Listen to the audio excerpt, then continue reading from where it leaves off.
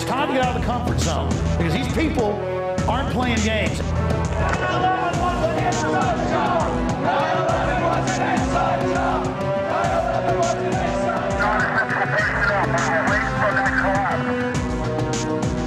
We're going to organize. Humanity's going to come together. We are swinging muskets here, toe-to-toe with the globalists. They're bloodied. We're bloodied. It is absolute, total war.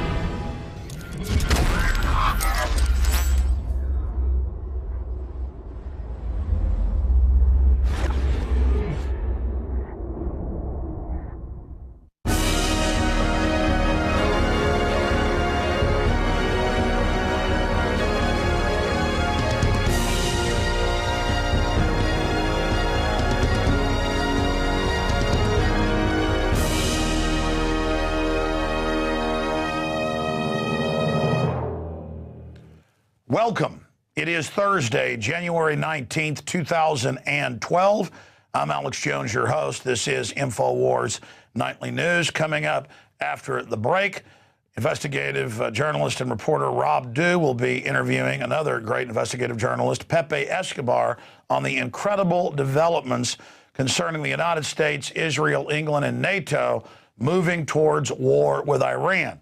Now, that doesn't mean it's a foregone conclusion, but the clock has moved a few minutes closer to midnight, and that leads us to our first story of the evening. ABC News, and this just broke in the last hour, is now reporting that U.S. commando team is getting close to the Iranian border. You know that proxy terror groups have been hired by the West, Israel and the U.S., to stage terror attacks inside Iran, including al-Qaeda groups they're using. An Army officer speaking on behalf of Special Forces confirmed Thursday that a team of highly trained personnel that excel in uncertain environments are operating near Iran. Spencer Ackerman just published the scoop on Wired's Danger Room blogs. They actually broke it. The primary day-to-day mission of the team, known as Joint Special Operations Task Force Gulf Coordinating Council, is to mentor military units belonging to U.S. oil-rich Arab allies who collectively are known as the Gulf Coordinating Council. Now, that's the folks they basically used, headed up by al-Qaeda, to invade Libya.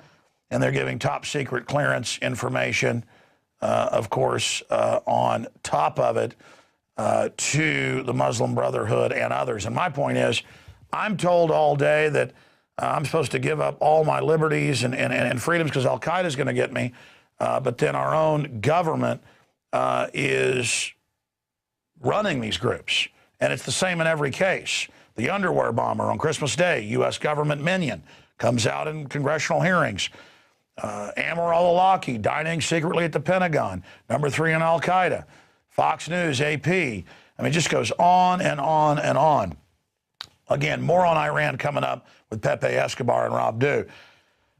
Let's go ahead and get into the latest on election 2012 and the Republican primaries. But we've got to go back in time to January 3rd. Where there was almost a statistical dead heat where the three top contenders, that being Mitt Romney in number 1, of course, the other little neocon in number 2, Santorum, and then Ron Paul number 3, just a few votes behind. And there were all these reports on local news confirming that in all these precincts that were pro-Ron Paul, just no votes got counted. They just disappeared. Of course, you're supposed to call them in from the caucus, but they'd put them in trucks and they'd disappear. And the Republicans counted it at a secret location. We played the clip of Karl Rove saying, well, it was a gentleman's agreement that Santorum was second place and Mitt Romney was first. And then really no mention of Ron Paul, who's since come in second in New Hampshire and is rising in the polls. And if the record of Mitt Romney simply comes out like it has on Gingrich or Perry, who dropped out, the Texas governor today, it's over. Ron Paul's in, and the major polls show he'll destroy, like no other Republican candidate, Barack Obama. So Ron Paul is this close if the establishment, corporate whore media, wouldn't engage in all this fraud and lies and deceit and blackballing and blacking out of the congressman. But there's new developments. In front of everyone today, they announced, you know what, a bunch of ballots didn't get counted at a bunch of different precincts around the state. And the major newspapers in the area, like the Des Moines Register, didn't even mention Ron Paul in third. And they continued in the news by saying, well, the election's unresolved, but It doesn't matter. We're just going to say it's Santorum, and we're just going to say that it's now Mitt Romney in second, and just forget Ron Paul, and we'll do whatever we want with the delegates. We're not going to tell you right now, but that's just the way it is. So now when there's fraud and they admit the election doesn't even count, they don't even get into the fraud part. It's just forget about it, go back to sleep. That's the way it is. Continuing here, Gingrich scandal could hand Ron Paul a shock second-place finish in South Carolina. What we've already known is now coming out on ABC News, one of the ex-wives, one of the, I guess, many ex-wives of Newt Gingrich, the globalist minion. Which one is the man and which one is the woman there? I think one of them is a woman posing as a man. When a man poses as a woman, it's called drag. What is it when a woman poses as a man? It's like that character on Saturday Night Live, Pat. That's an aging Pat. I've decided that maybe that's an aging Janet Reno. Is actually, I don't mean to be mean. I'm sorry. A little bit of comic gallows humor here. To be serious, they think she's dying of cancer at the time. Gingrich goes in, says, "I'm divorcing you," and then goes and tells his staff members who were on record that, well, she's too old and has cancer. I've got to have a hottie to sell myself to the public. And what was that do? Oh, okay, this one had MS and he left her. The other one had the cancer. Okay, I'm sorry. You know, the point is, don't get ill and don't need any help and death do us part, or a nudie will basically catapult you out of his life. But he's a frugal man. That's why he has $600,000 a month accounts at different jewelry shops for his new trophy wife. I mean, what vapid, empty, that's a new word, empty globalists these people are. Remember, it is teleprompter-free news. I want you to remember that. Okay, continuing here. Massive opposition research file on Romney hits internet, likely from the 2008 McCain campaign. And none of this is really a secret, though it is a mausoleum of skeletons coming out of that closet in a big way right now. Romney's pays almost no taxes, 15% or lower, when a blue-collar worker pays more than that. He's got just untold millions in bank accounts in the Cayman Islands, you name it. Regular person tries that, you go to prison. But who do they just hire to replace the mob boss Daley for Obama as his head economic advisor? They hired the other head of Bain Capital, which Romney still owns part of. I mean, it's all one big, happy, disgusting family with these people. And now here's another report out of the opposition file. Romney parks millions in Cayman Islands. So there you have it.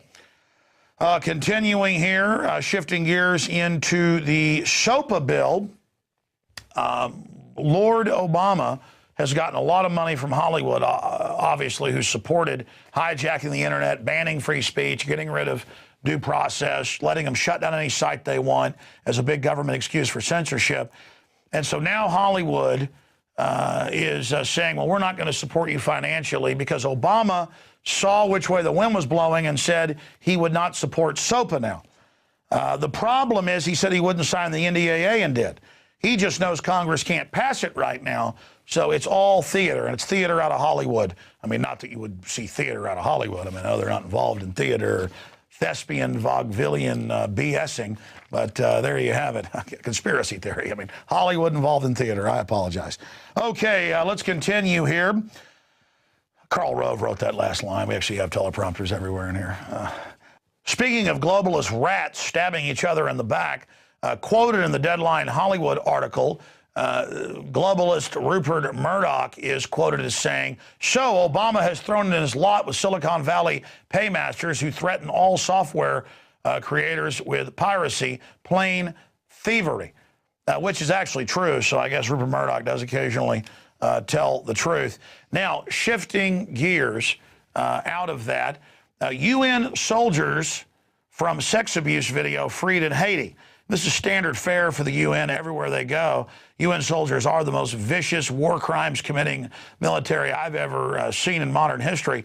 But that's what the local Haitians have basically put up. That's an actual photo or a composite of photos of Haitians protesting. Over a year ago, the Haitians said They're bringing diseases here like cholera and other things that we've never had, polio. The UN soldiers are bringing it, and we think it's on purpose because it's spreading in all the camps that they run. There's a lot of other aid camps run by other groups, private groups, no problems. It's in the UN camps, and they're abusing us. And the Western media said that's a conspiracy theory. You know, these Haitians just don't appreciate all the wonderful help they've been given. Well, now it's admitted, the raping, the killing, the torturing, and that, yes, major studies are out, that the main diseases have been brought in by the UN rape keepers. You've heard of oath keepers. These are child rape keepers. And they've now been released, even though there's videos of them raping children, teenagers, men, you name it. They have an insatiable appetite. And so I thought that I would show you a few news articles here from just the last few years. Just type into the search engine, the NSA globalist search engine, Google or whatever you use, UN sex crimes, UN sex slavery, child kidnapping, UN, and you'll see their exploits. I mean, they get caught routinely and never get in trouble. Here's London Independent, UN shame over sex scandal. And it just breaks down how all over the world, everywhere they go, the public just runs in abject fear because they don't just rape you or kill you or roast you over open flames. There's photos of that. You think I'm joking, just type in UN peacekeepers roast children. I'm not going to show it here, but you can look at it if you want. They didn't get in trouble for that either. In that case, it was Belgian peacekeepers roasting Somali children. Here's another one. A second Russian firm punishes staffer for sex abuse on UN work. There's Reuters. Here's another one. Peacekeeper sex scandals linger on screen and off. That's the New York Times. Here's a key Chicago Tribune article from 2005, because this was accompanied by congressional hearings. UN stalls on human trafficking. Pentagon has yet to ban contractors from using forced labor. And if you actually watch these congressional hearings, you can... And it's time to get out of the comfort zone, because these people aren't playing games.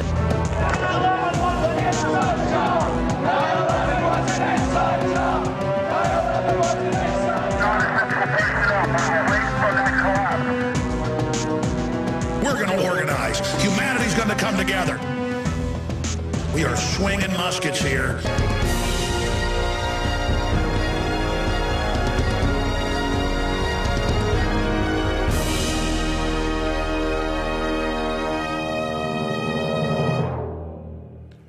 Welcome. It is Thursday, January 19th, 2012.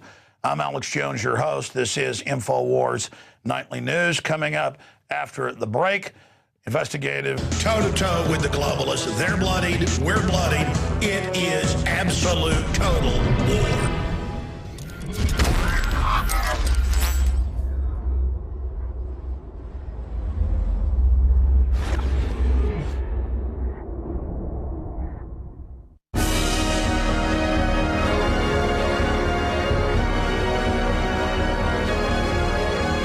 Journalist and reporter Rob Dew will be interviewing another great investigative journalist, Pepe Escobar, on the incredible developments concerning the United States, Israel, England, and NATO moving towards war with Iran.